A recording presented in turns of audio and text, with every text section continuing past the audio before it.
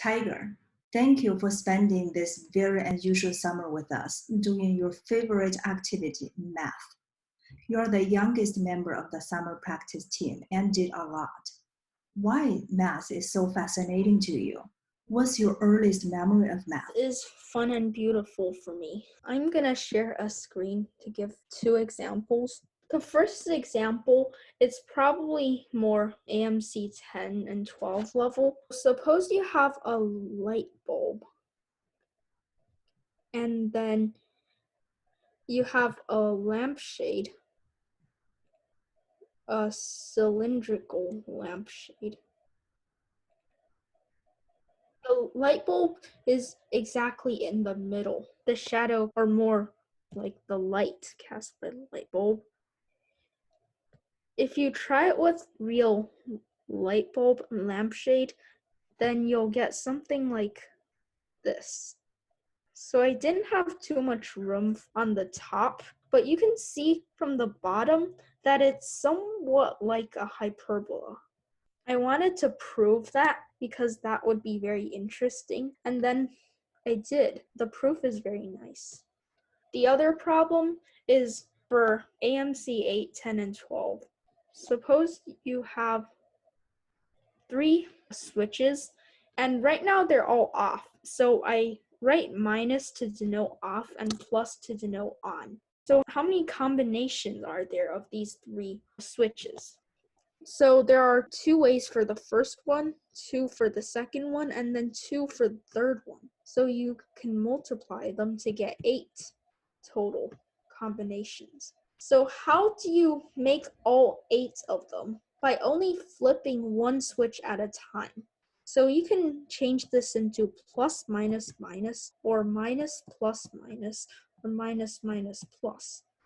I'm gonna do it with 2 switches, and then you can see this is minus minus, this is plus minus.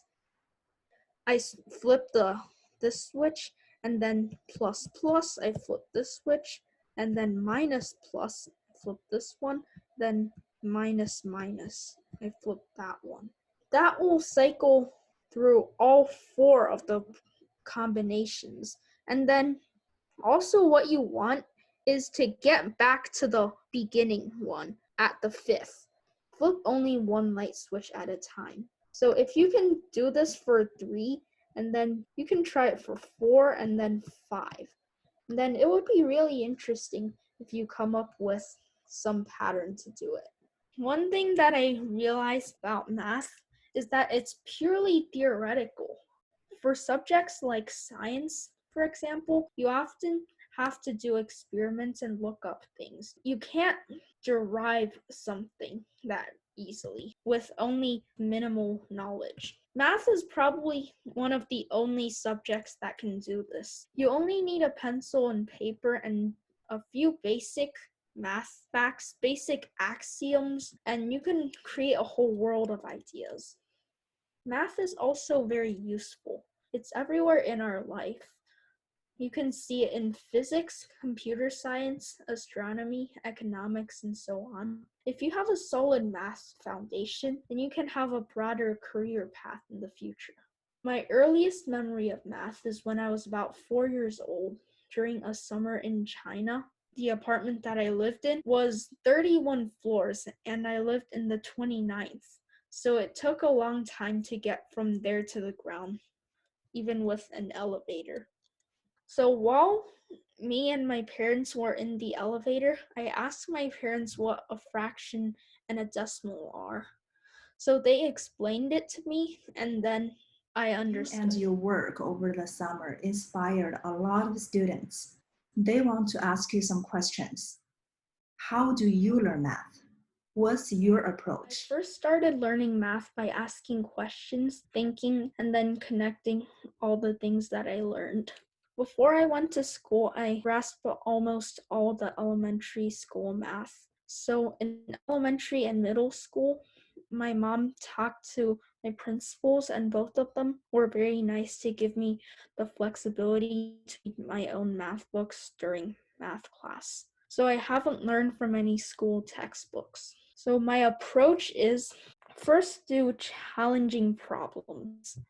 So suppose you forget how to multiply whole numbers, but you still know everything else that you currently know. So you learn that multiplication with whole numbers is just repeated addition. So are you just gonna do some times table stuff to practice multiplication? Well, that's very useful and that's very important part of how you multiply. But then another important thing is after you've done all that, you should do more challenging problems that test your real understanding of the concept and your other problem-solving skills. For example, something like 33334 times 66667 minus 33333 times 66666. I remember my 7th grade English teacher used to say that in any good story, it's supposed to show something, not tell you something. For example, in a story, the main character is scared. A good story is gonna show that, and it's not gonna tell you right away that he's scared or she's scared. And that concept holds math competition problems as well. Math competition problems are supposed to show you a concept. It doesn't just tell you what the concept is when you look at it. If you know how to solve a problem, then it's good practice. If you don't know how to solve a problem, though, you have to learn something from it when reading the solution.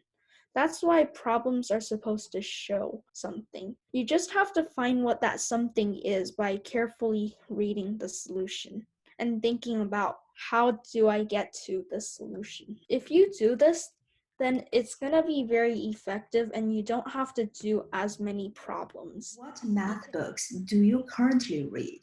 Why do you I like read a them? lot of fun math books, such as Murderous Maths, The Book of Numbers, The Joy of X, and a lot of other ones. Some of them I have read multiple times. I like them because they're so fun and Familiar are you with different math competitions?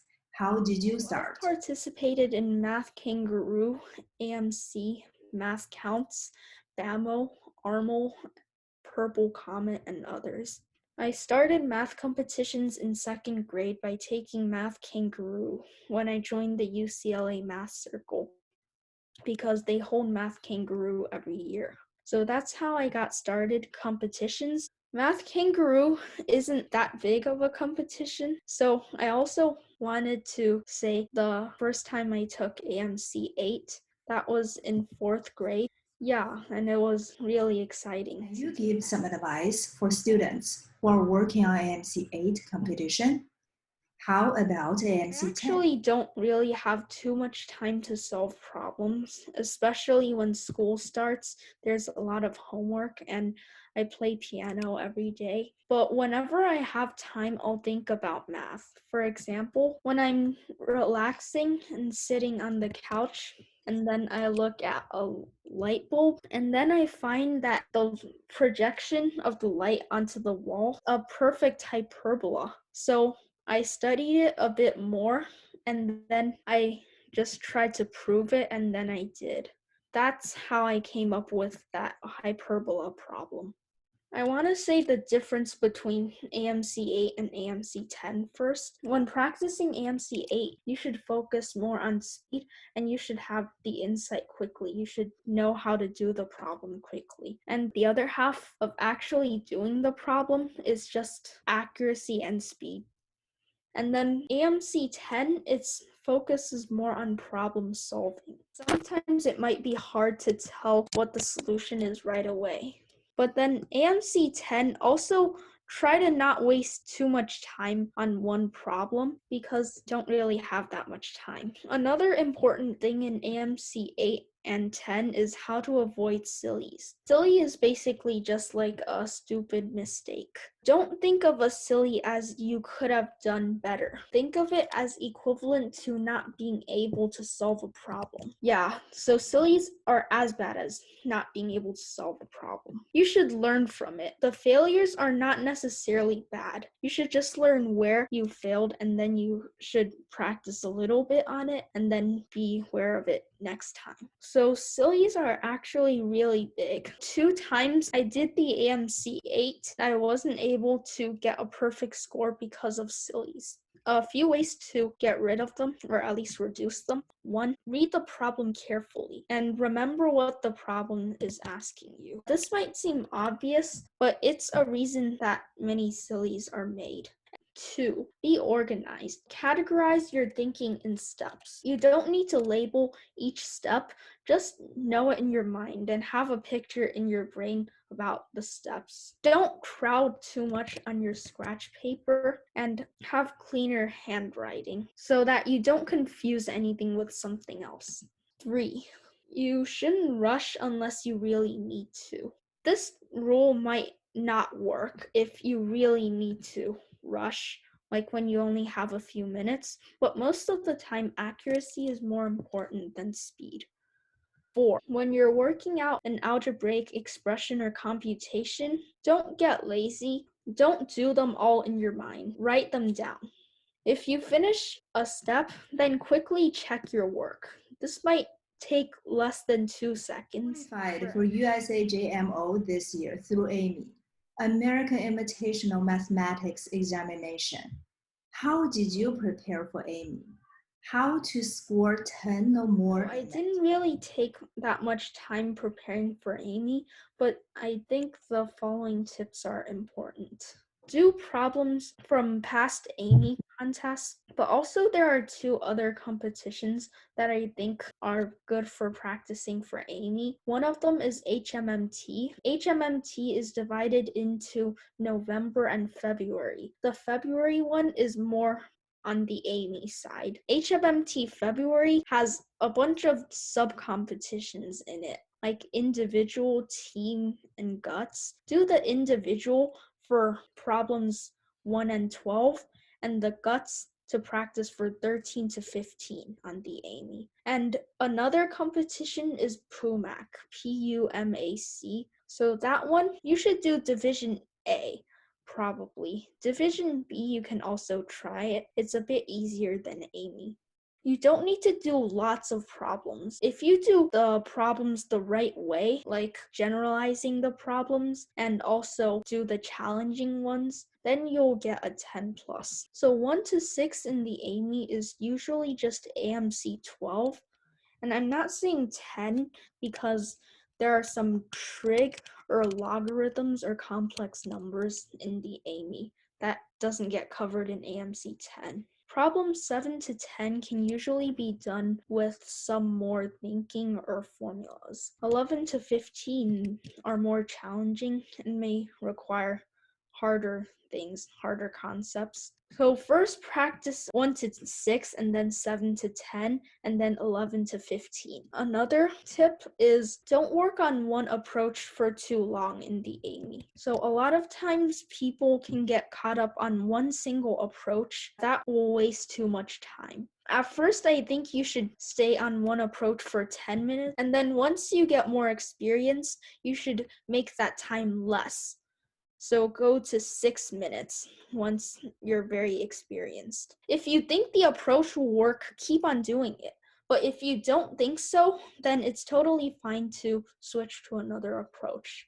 The same thing can be said for like problems. If a problem is too hard, then just skip it.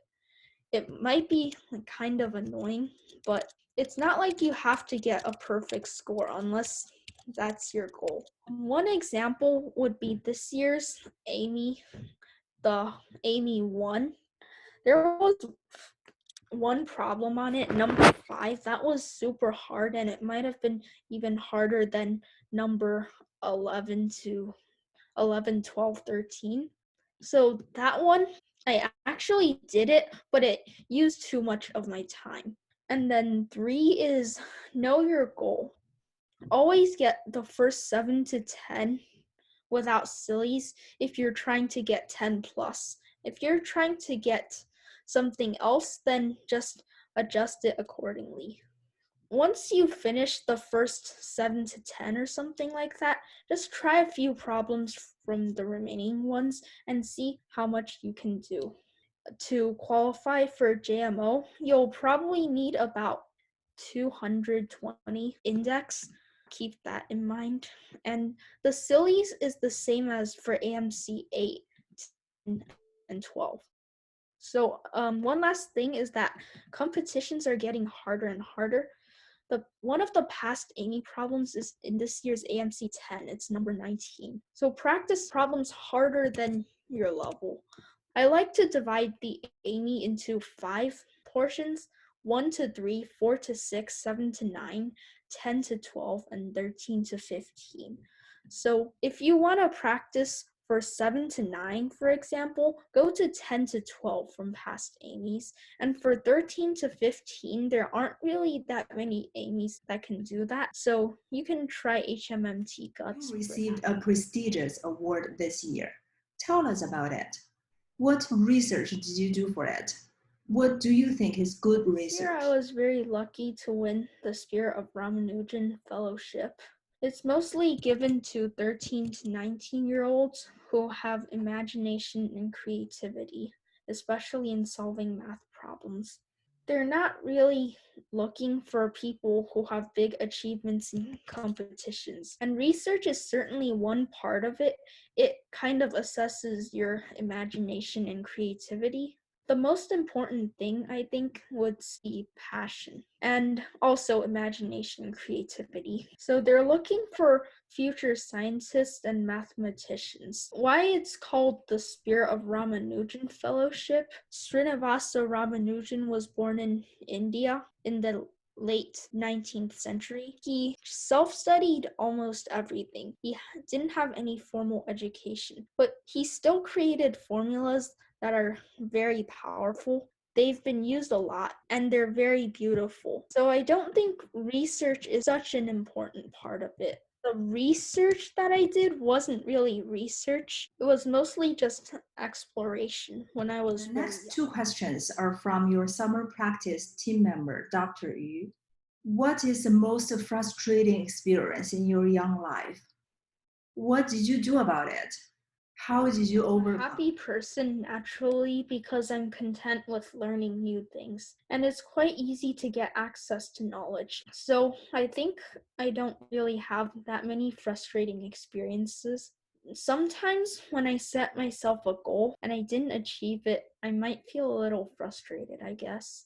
For example, I made a goal to get a perfect score for AMC 8. The first year I didn't make it because of sillies, and then the second year I didn't make it again because of sillies. So I was a bit frustrated at first for both years, but especially the second year, I still didn't got it. But I stopped myself from thinking that and practiced more to avoid sillies. And in the third year, I got a perfect What's score. the most important support that you've received from your I've parents? received a lot of support from my parents, but the most important is my parents really understand me and found my passion for math when I was still very young.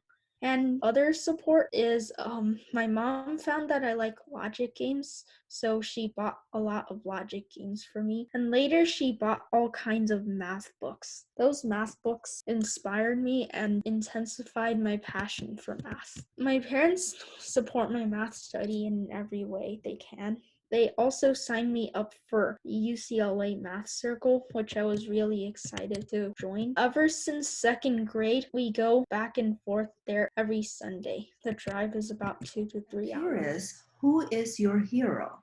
And what do you think is your calling when you grow I up? don't really have that much like a hero kind of thing, but I do admire many mathematicians like Leonard Euler and Srinivasa Ramanujan. There are many things that inspire me. Most of them, I would say, are people doing great things that I really want to do. For example, there's a documentary called Hard Problems: The Road to the World's Hardest Math Contest. It talks about the USA IMO team in 2006. So that really inspired me. It's a really nice film. You can check it out. There's also another movie called The Man Who Knew Infinity. I first learned of it through the Spirit of Ramanujan Fellowship. It's about Ramanujan. That one was also inspiring. I want to be a mathematician just like Ramanujan, who can create really original math.